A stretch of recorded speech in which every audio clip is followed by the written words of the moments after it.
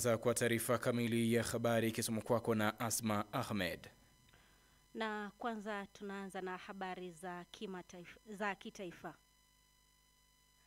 Mkurugenzi mtendaji wa Hospitali ya Taifa Muhimbili MNH Profesa Mohamed Janabi amehimiza jamii kubadili mtindo wa maisha ili kuepuka vifo vinavyosababishwa na magonjwa yasiyoambukiza.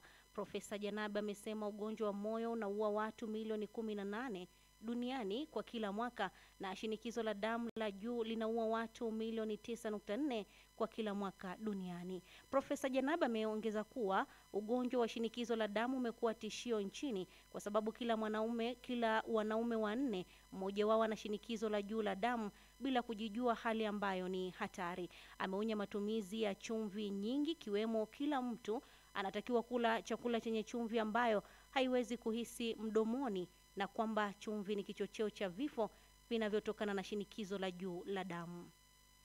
Baraza la Taifa la Hifadhi na Usimamizi wa Mazingira NEMKI limesema kuwa limesajili wataalamu mwelekezi wa mazingira 1023 katika kipindi cha miaka minne ya uongozi wa serikali ya awamu ya 6. Mkurugenzi mkuu wa NEMKI Dr. Immaculate Swale Semesi amesema hayo wakati akiwasilisha taarifa ya utekelezaji wa majukumu ya baraza hilo kwa kipindi cha miaka minne ya uongozi wa Rais Samia Suluhu Hassan kwa waandishi wa habari mkoani Dodoma. Amesema pia baraza limetoa vyeti vya utendaji kwa wataalamu mwelekezi 503 baada ya kukidhi vigezo kwa mujibu wa kanuni za usajili na utendaji wa wataalamu wa mazingira za mwaka 2021. Dr. Semesi amesema kanuni hizo mpya zimeongeza ufanisi kwa kuruhusu usajili kufanyika wakati wowote kupitia mfumo wa electronic ambao umeongeza ufanisi wa kushughulikia maombi. Waziri wa Habari, Utamaduni, Sanaa na Michezo Profesa Paramagamba Kabudi amesema umahiri wa uongozi wa Rais Samia Suluhu Hassan unatokana na juhudi zinazofanywa na waasi wa taifa la Tanzania katika kuandaa viongozi. Profesa Kabudi ametoa kauli hiyo leo katika mdahalo wa kongamano la kumpongeza Rais Samia Suluhu Hassan kwa kutimiza miaka minne ya mafanikio katika kuliongoza taifa la Tanzania katika kituo cha mikutano cha kimataifa cha Arusha AICC. Kabudi amesema kuwa kwa miaka mingi Rais Samia alikuwa mjumbe wa kamati kuu, hivyo kalelewa, kukuzwa na kutoa mchango wake ndani ya chama, na sasa anatoa mchango wake katika uongozi wa juu wa chama na taifa. Na sasa ni habari za kimataifa. Takribani watu 6124 wameripotiwa kuugua ugonjwa wa Mpox na 7 kati yao wamefariki kwa kipindi cha miezi mitatu katika mkoa wa Kivu Kusini mashariki mwa DRC. Msemaji wa division ya afya katika mkoa wa Kivu Kusini, Dr. Claudi Bahizire, amesema mitaa ya afya ambayo imeripoti visa vingi vya maambukizi ni pamoja na Muhesa, Nyangezi, Uvila na Nyatende, ambako wagonjwa wengi walitoroka vituo vya afya kwa kukimbia vita kati ya M23 na jeshi la serikali. Dr. Bahizira amesema mwishoni mwa mwezi Februari wagonjwa 17 wa Mpox waliokuwa wamelazwa kwenye hospitali ya Muhesa walikimbia vituo hivyo baada ya mapigano makali kati ya jeshi la taifa dhidi ya waasi wa M23. Waziri wa Afya na Ustawi wa Jamii katika mkoa wa Kivu Kusini, Dr. Walulika Wilonja, amesema machafuko ya kivita ambayo yanaendelea yamesababisha kituo cha kutibu wagonjwa wa Mpox huko Kalehe kushambuliwa na wagonjwa kukosa mahali pa kutibiwa.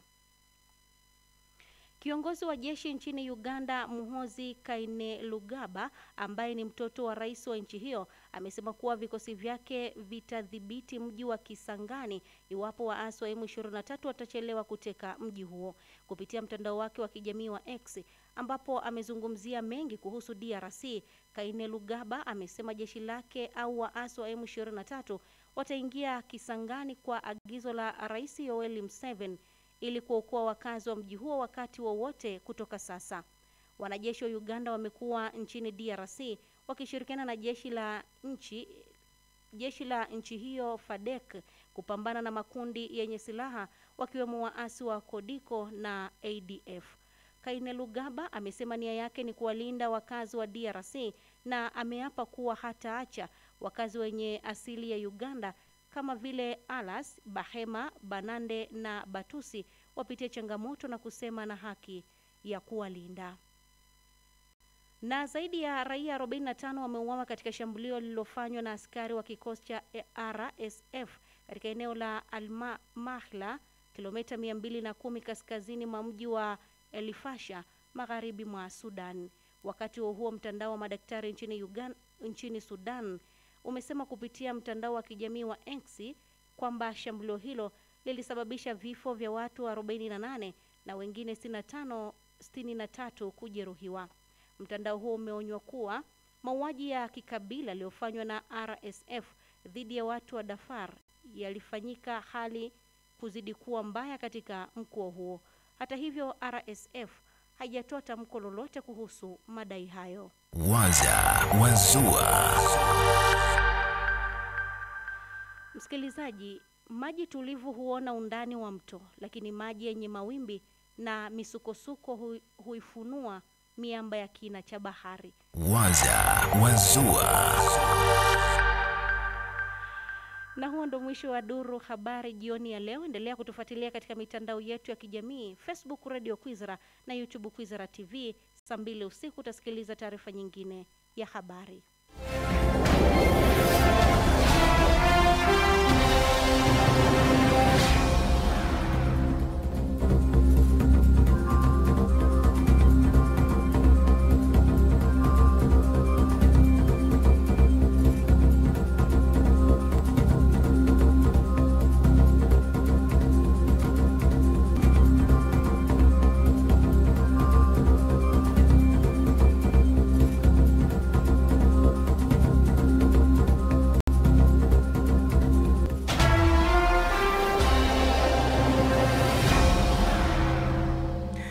Naam, taarifa ya habari imesomwa kwako na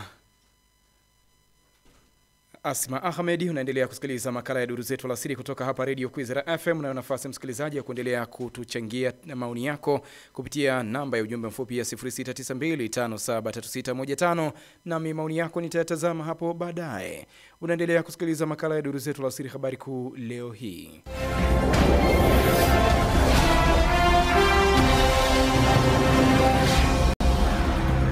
Mkurugenzi mtendaji wa hospitali ya taifa ya Muhimbili MNH amehimiza jamii kubadili mtindo wa maisha ili kuepuka vifo vinavyosababishwa na magonjwa yasiyoambukiza.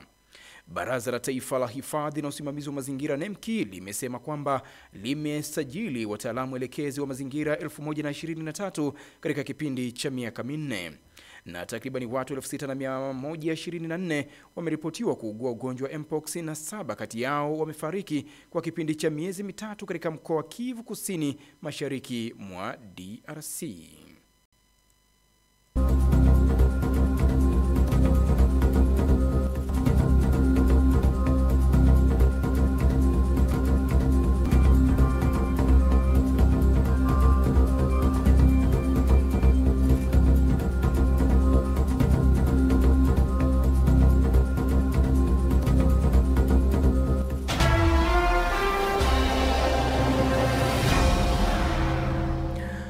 Saa 10 na dakika 11 alasiri kwa saa za Afrika ya Mashariki, sawa na saa 9 na dakika 11 alasiri kwa saa za Afrika ya Kati. Msikilizaji, kama ndo kwanza unajiunga nasi, hii ni Radio Kwizera FM, kipindi hewani ni makala ya duru zetu alasiri, na sasa ni wasaa wa uchambuzi kinifu wa taarifa zetu, ambapo tunaanza kwa taarifa ya kwamba askari 6 wa jeshi la polisi nchini Kenya wameuawa na wengine 4 kujeruhiwa katika shambulio linalodaiwa kufanywa na kundi la kigaidi la Al-Shabaab la Somalia katika kambi ya polisi iliyoko kwenye kaunti ya Garissa, mashariki mwa nchi hiyo kwenye mpaka wa pamoja na Somalia.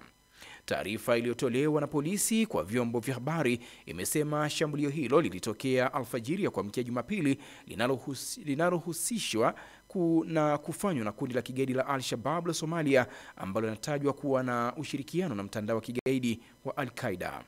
Katika kulitazama swala hili na namna Kenya ambavyo imekuwa ikikumbwa na mashambulizi haya ya makundi ya wanamgambo wa Al-Shabaab, nimezungumza na mchambuzi wa masuala ya kisiasa na kijamii Bwana Tito Filmon ili kupata mtazamo wake. Kwanza nimemuuliza mashambulizi haya ambayo yamekuwa yakifanywa na wanamgambo, hasa ikiwemo lile la mwaka 2011 katika hoteli ya Westgate, yanaashiria nini kwa taifa la Kenya? Karibu sana Bwana Tito Philemon, mchambuzi wa masuala ya kisiasa na kijamii kutoka hapo jijini Dar es Salaam. Tuangazie tukio ambalo limetokea usiku wa kuamkia Jumapili pale nchini Kenya katika mpaka wa Somalia na Kenya katika kaunti ya Garissa, tukio ambalo limesababisha makabiliano baina ya wanamgambo wa Al-Shabaab wenye mfungamano na mtandao wa Al-Qaeda, wakidaiwa kuhusika katika vifo vya askari 6 wa jeshi la polisi pamoja na wengine 4 kujeruhiwa. Kwanza, shambulio hili kwenye taifa la Kenya linaashiria nini baina ya Kenya na Somalia? Asante sana ndugu mtangazaji. Shambulio hili kwanza ni ishara ya mahusiano yaliyopo kati ya Kenya na Somalia. Kwa hiyo kupitia shambulio la namna hii, Kenya na Somalia wanao nafasi ya kwanza kujitathmini, kuangalia usalama wao binafsi, usalama wa wananchi wao, usalama wa kiuchumi pamoja na usalama wa kisiasa wao kama majirani wanaishi vipi. Baada ya tathmini hiyo fupi, basi waangalie ulinzi na uimara wa jeshi lao umekaeje. Baada ya kutathmini swala la ulinzi, ndipo masuala mengine ya kidiplomasia, masuala mengine ya mamlaka ya kimataifa pamoja na mamlaka za kinchi yaweze kufuata. Lakini taswira ya kwanza au dalili ya kwanza ya hicho kilichotokea na Somalia ni kwamba mahusiano yaliyopo kati ya nchi hizo bado yanafaa kutiwa shaka. Wakati tukio hili linatokea, linatukumbusha pia matukio kadhaa ambayo yamewahi kupita yakihusishwa na wanamgambo hawa wa Al-Shabaab. Tunakumbuka shambulio la Westgate, namna ambavyo litikisa na kusababisha mauaji ya watu wengi. Sasa Kenya inapaswa kufanya vipi katika mifumo yake ya ulinzi na usalama ili kudhibiti makundi haya ya wanamgambo? Kwa swala la uwazi ambao unatakiwa kuwepo katika swala hilo, Wakenya wote wanatakiwa wajue kwamba swala la mipaka sio swala la jeshi la ulinzi la Kenya.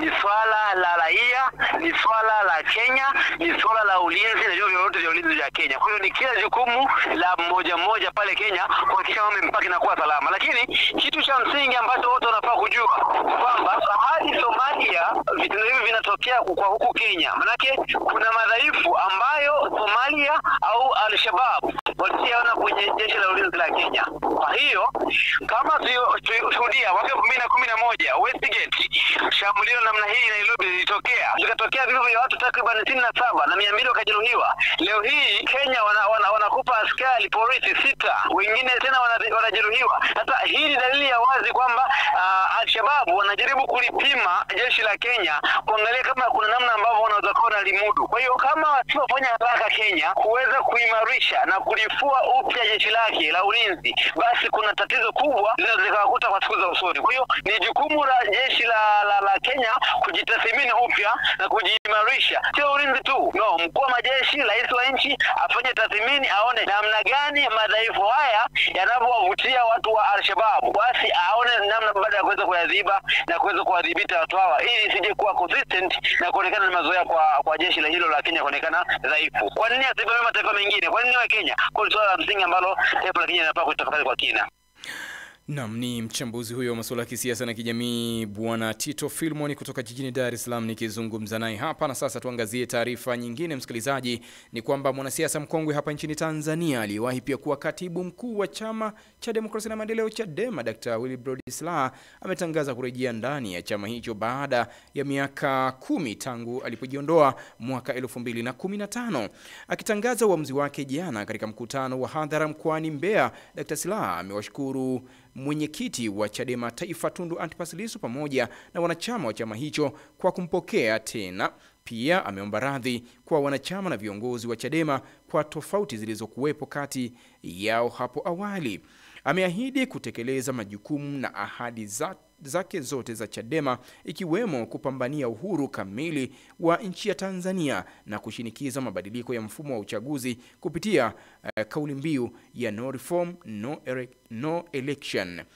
Amekumbushia wosia wa baba wa taifa Mwalimu Julius Kambarage Nyerere uliosema kwamba chama kisichowasikiliza wananchi kitakimbiwa. Hivyo amelinganisha muktadha huo wa sasa na siasa za Tanzania, akidai kwamba chama tawala hakiwasikilizi wa Tanzania.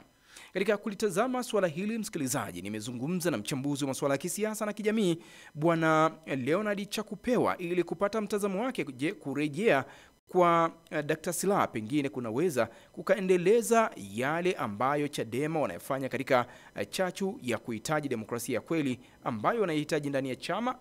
Wakati akiondoka mahakamani baada ya kesi yake kumalizika hivi karibuni, ambaye alikuwa ameshtakiwa kwa upotoshaji, na baadaye serikali ikawa imetamka kwamba ya jamhuri ikawa imetamka kwamba haikuwa na nia ya kuendelea na kesi ile. Alizungumza kwamba once a politician always a politician, kwa maana kwamba ukisha kuwa mwanasiasa basi wewe ni mwanasiasa. Na kwa maana hiyo hatua ya kurejea kwake katika chama cha demokrasia na maendeleo Chadema pengine naweza ikawa ni kuendeleza zile jitihada zake za kisiasa ambazo amekuwa akifanya kwa kipindi kirefu sana katika uga wa kisiasa ndani ya nchi, baada ya kutumikia majukumu yake ya ubalozi na baadaye akawa amepumzika.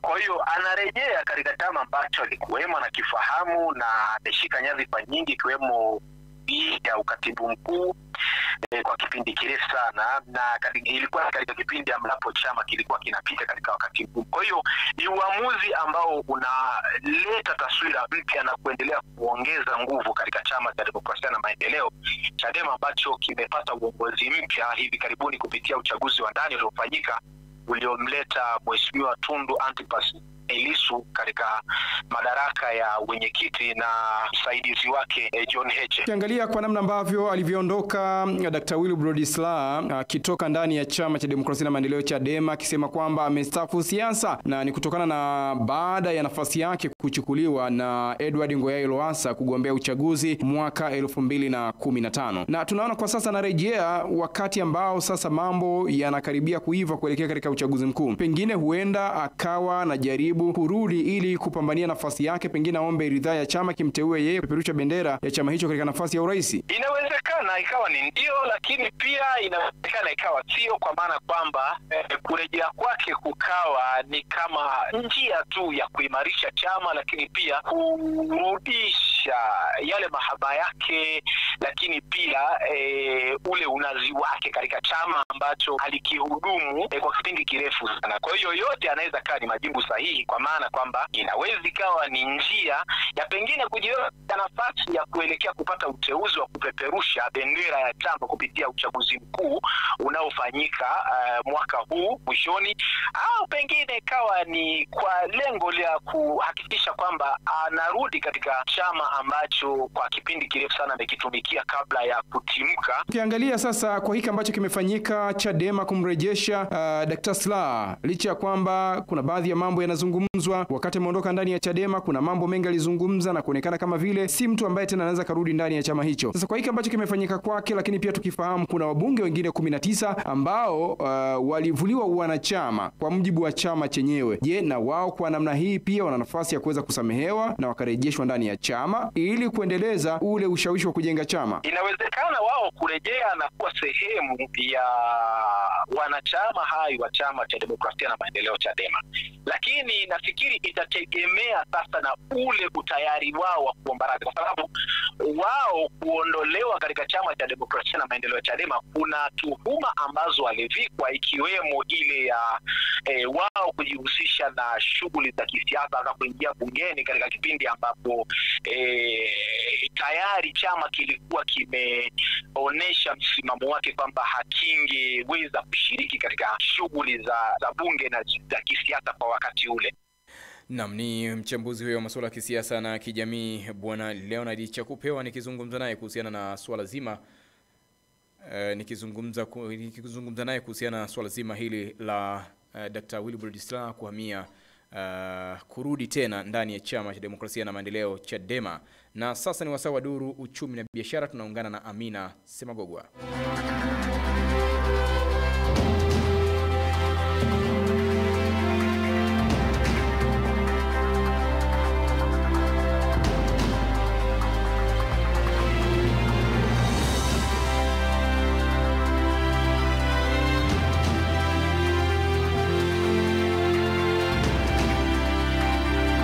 Na moja kwa moja Amina Semagogwa, karibu sana katika duru uchumi na biashara. Kuna nini leo katika biashara? Asante sana Laurent Gervas, na katika duru uchumi na biashara ni kwamba naibu katibu mkuu Wizara ya Kilimo anayeshughulikia masuala ya usalama wa chakula nchini Dr. Hussein Mohamed Omari Amewataka wakulima wa zao la alizeti nchini kutumia mbegu za kisasa ili kuongeza tija katika uzalishaji wa zao hilo na kuchangia juhudi za kukabiliana na uhaba wa mafuta nchini. Dr. Hussein amesema Tanzania ni moja ya mataifa yanayozalisha alizeti zao ambayo hutumika hasa katika uzalishaji wa mafuta ya kupikia, ingawa hata hivyo baadhi ya wakulima na wadau wa zao hilo wamesema kuwa upungufu wa mbegu bora ni sababu inayowakwamisha kufanikiwa kwa kiwango kikubwa katika uzalishaji wake. Na kwingineko ni kwamba serikali imewakumbusha wakopaji kusoma kwa kina masharti yote ya mikataba kabla ya kuchukua mikopo kutoka kwa taasisi za kifedha ili kujiepusha na matatizo yanayoweza kutokea kutokana na masharti magumu au riba kubwa ambazo huathiri urejeshwaji wa mkopo. Kaimu Katibu Tawala wa Mkoa wa Mwanza Chagu Ngoma amesema hayo alipokutana na timu ya wataalamu katika Wizara ya Fedha pamoja na taasisi zake ambayo imewasili mkoani humo kwa ajili ya kutoa elimu ya fedha kwa wananchi wa mkoa huo katika makundi mbalimbali. Ni hayo tu katika Duru Uchumi na Biashara. Shukrani sana Amina Semagogwa, bila shaka na utaungana na wadau hao. Kabisa. Asante. Asante.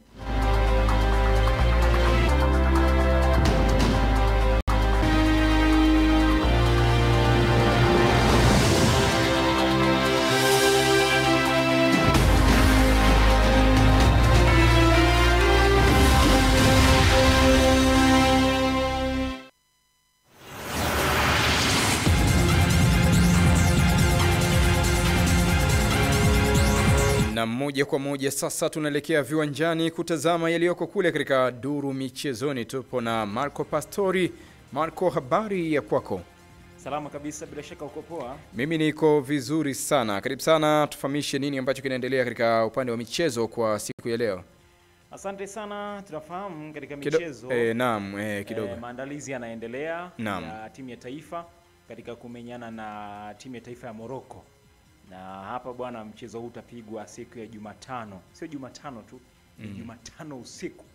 Usiku kuanzia saa 6:30. Saa 6:30. Japo hapa itakuwa inasomeka yani Alhamis. Okay. Lakini uhalisia ni kwamba tunaenda Jumatano. Kule mchezo unachezwa itakuwa ni saa 5:30. Kuna watu walikuwa nasema bana tunaingia tunaingia saa ngapi na nini? Nikamwambia hapana. Wewe nenda hiyo Jumatano hiyo saa 6:30. Itakukuta. Itakukuta. Ndivyo mambo yalivyo na mchezo huo bana utakuwa ni kusisimua na watu wamejaribu kuuliza kwa nini huo muda imekuwaje kwaje? Ukija kutazama uhalisia wake utaona tu namna ambavyo wenzetu katika kipindi hiki cha mfungo wa mwezi mtukufu basi wanakuwa wanaheshimu kweli. Kwa hiyo wameweka walau wachezaji wapate huo muda kwa hiyo futari. Swala la usiku sana halijatazamwa. Okay. Unaona bana.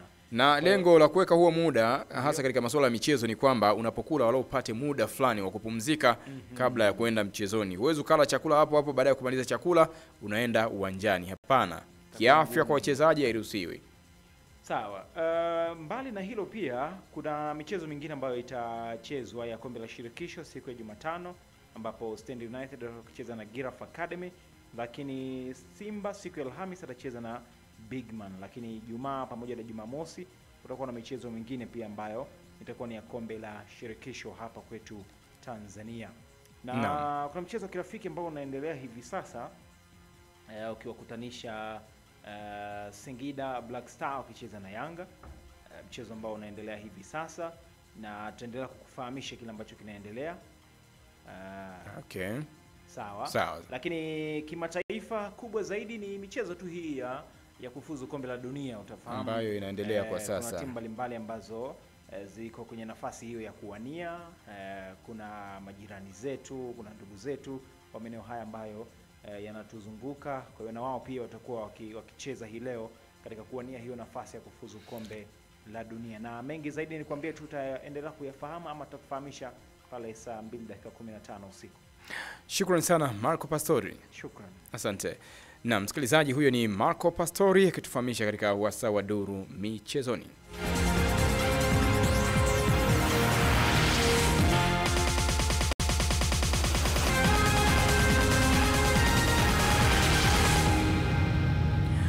Na sasa moja kwa moja nitazame ujumbe wako. Wewe unasema naitwa Shukuru Bahati Dastani kutoka maneno ya Mpigwe Kashinga Ngara Kagera Tanzania, sema juhudi zaidi zinahitajika ili kuhakikisha janga la ugonjwa Mpox linatokomezwa huko Kongo. Harakati tuko pamoja sana. Asante msikilizaji. Wewe unasema naitwa Innocent Kausenti wa Mugihanga Churazo Kakonko Kigoma Tanzania. Anasema kiongozi huyo wa Uganda endapo akituliza mgogoro wa M23 anasema ulioko Kongo atakuwa amefanya jambo jema sana. Nafikiri mtuma ujumbe utakuwa hujaelewa story ilikuwa inazungumzia nini, lakini asante kwa kujaribu kuhusianisha. Dominico kutoka maeneo ya Nyachonga Ngara anasema tuko pamoja sana hapo studio kwa habari zote za radio pendwa yetu ya Tanzania. Asante sana. Anasema naitwa Obadia Silas tokea maeneo ya Mabawe Ngara Kagera Tanzania, sema habari za hapo mjengoni ndugu mtangazaji, hakika kipindi kiko poa sana, endelea kutupasha habari kem. Na mimi nasema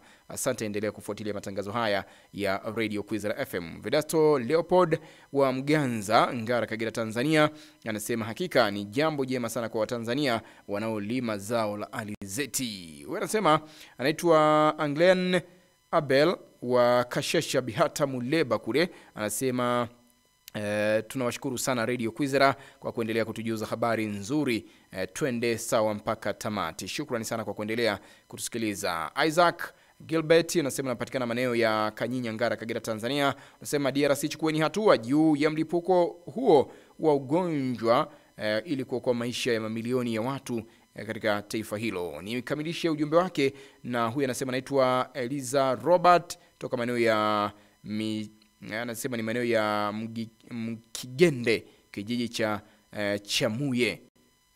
Sawa, asante, anasema tuko pamoja sana. Shukrani sana kwa ujumbe wako.